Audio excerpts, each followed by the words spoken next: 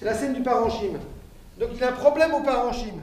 Un problème au parenchyme quand ce ne sont pas des angoisses et autres maux qui l'assaillent à longueur de temps.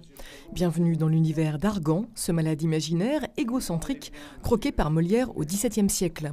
Molière plus moderne que jamais et aujourd'hui mise en scène par Michel Didim pour le théâtre de la Manufacture, où règne en ce moment une véritable psychose psychosomatique.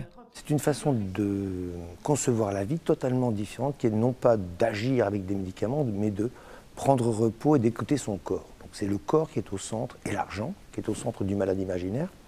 L'argent, le corps, qui sont deux thèmes fondamentaux de la modernité. Et donc c'est là où il m'a apparu que cette pièce, finalement, est une pièce prémonitoire. De la même façon que quand on étudie les pièces d'Eschyle ou de Sénèque, on les trouve extrêmement modernes, bien qu'elles aient 2000 ans. Celle-là n'a que 3 siècles, et pourtant on voit déjà tous les propos de la libération de la femme. Et pour vous ôter l'espérance de pouvoir réussir dans ce que vous voulez, je vais m'ôter de votre vue. Des femmes qui se battent pour mettre fin à leur mariage forcé. Avec Molière, les personnages nous ressemblent et c'est bien cela, entre autres, qui fait toute sa grandeur. Nous sommes tous des Argans, nous sommes tous plus ou moins des Orgons, des Tartuffes, des Harpagons, etc.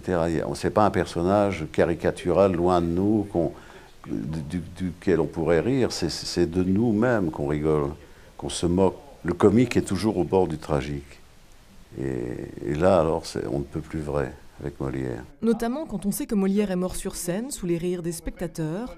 Molière qui rappelle combien il est important de savoir écouter son corps, mais également de savoir discerner quels sont les enjeux fondamentaux, ou encore le vrai du faux. Face à la maladie et tout ça, on se rend compte que finalement, il y a quelques personnes auxquelles on tient beaucoup, et c'est ceux-là qu'il faut aimer et chérir, et pas seulement se consacrer qu'au boulot, à la carrière et à tous ces problèmes qui sont liés finalement à l'argent, à la possession, au paraître. Tout en respectant cette histoire mythique, Michel Didim insuffle un traitement esthétique moderne à cette pièce Testament. Il nous offre une belle leçon d'humilité, de respect et d'amour des choses simples à découvrir sur la scène du théâtre de la Manufacture avant que ne démarre une grande tournée dans toute la France.